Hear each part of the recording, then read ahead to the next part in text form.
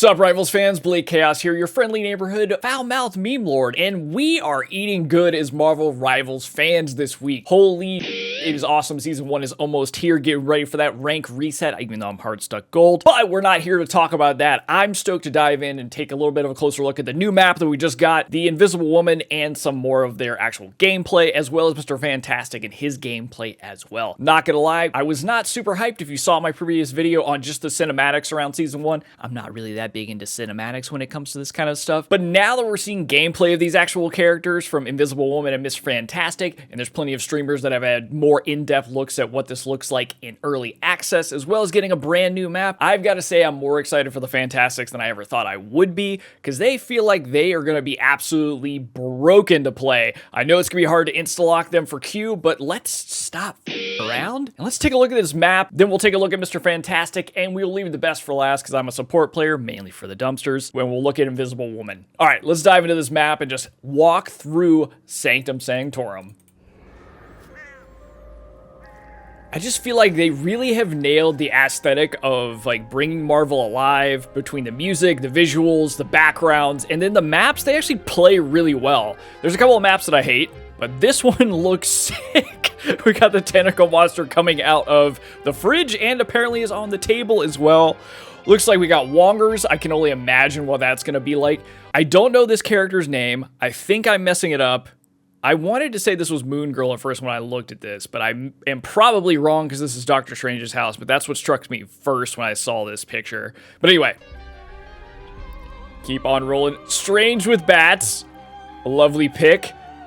All right, we got a look into the Sanctorum. So we're going to have multiple levels. This actually feels a little bit like a Call of Duty map, I'm not going to lie. There's a nice little choke point going down the steps there. Woo! The visuals are insane. Oh, this is just like the film with the broken multiverse or whatever. So there's going to be a whole lot to this map. You're going to be knocking people off the side of there if you get anybody in that choke point. That's going to be nuts.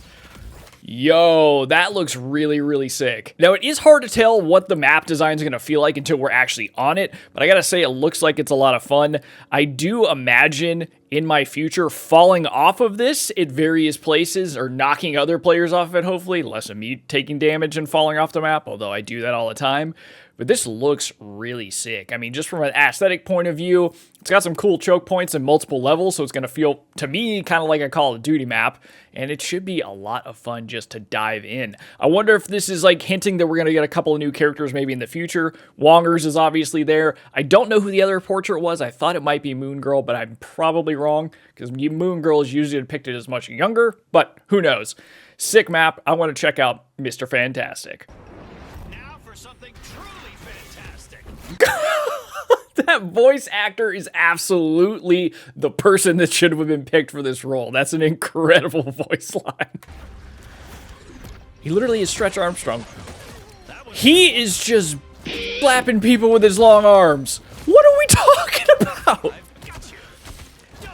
What? You can grab people and slap them together? That's incredible. He's got so much range.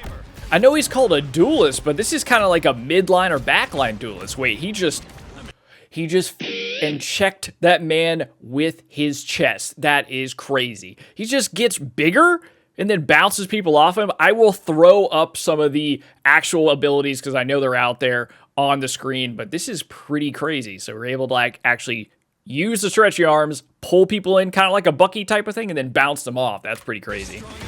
It's almost like he's a hybrid tank DPS, because it feels like he just got a huge damage buff off of that move. If we go back, we have like this entire blue meter, so something about this transform form where he's a big man looking a lot like the size of the Hulk, it looks like he gets a pretty nice damage buff off of that. That's pretty sick. Just sends Luna into the convenience store. He's so goofy looking with that big old chest. Yeah, so that's like a pull ability. Like pulls you in and then bounces you off. Oh, what? I've seen this. You get up to 6 hits from your ultimate when you bounce up and down like that. Now, I don't know if it's like Bucky and you have to keep hitting people. Dude. Wait. I gotta see that ultimate one more time. Let me just back up here. Bopping Moon Knight. That's a huge radius for that. I wonder if you have to like directly land hits, because it seems like he's just hitting the ground. Like, that's just a ground AoE type of hit. Holy this is going to be so fun to play.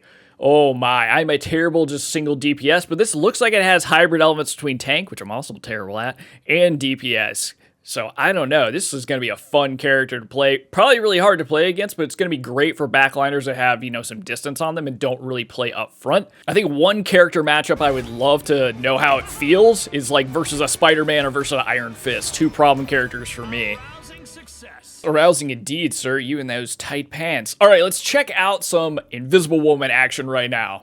So this is the gameplay that I'm stoked for because I do love the support characters. I feel like this character has a lot more in common with like Cloak and Dagger based on what I had seen previously with like some of the bubble action and knowing that some of her hits actually heal or can do damage.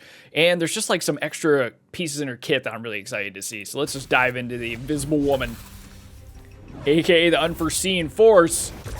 Who wants to see something fantastic? Wait, so she must be able to stop projectiles with her bubble. That makes sense. Okay, kind of like Cloak, we're getting some healing action, but it can also do some DPS and back you up. She has a knockback that is incredible. It looks like, just like the rest of the characters, if we look on the right-hand side, we do have a pretty fat set of cooldowns when it comes to the support abilities, which makes sense because they are pretty strong in general, but that's awesome that there is some kind of tech for knocking teams back or knocking players back that get on you, like a Thor, like an Iron Fist, like a Spider-Man that won't stop coming at me with his bag on his head.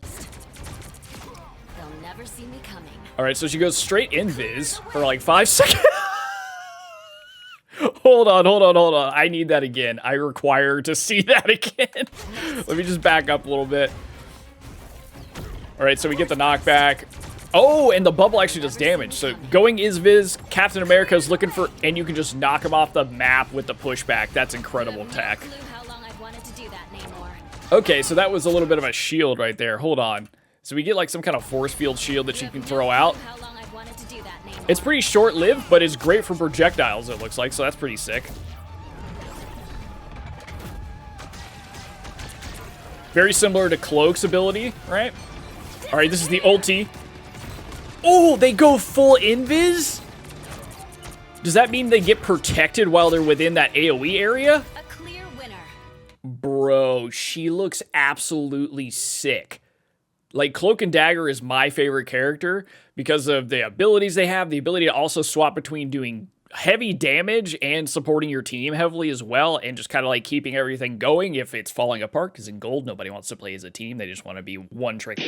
But she looks amazing. I am not going to lie, this is probably going to be the character that I'm going to try and main. Of course, it's going to be really hard to lock in these characters when they first come out, right? Because there's going to be a lot of people wanting to play them.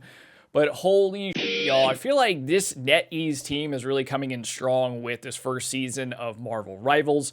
I'm stoked on the new map. I'm totally stoked on the Fantastic Four characters we've seen so far.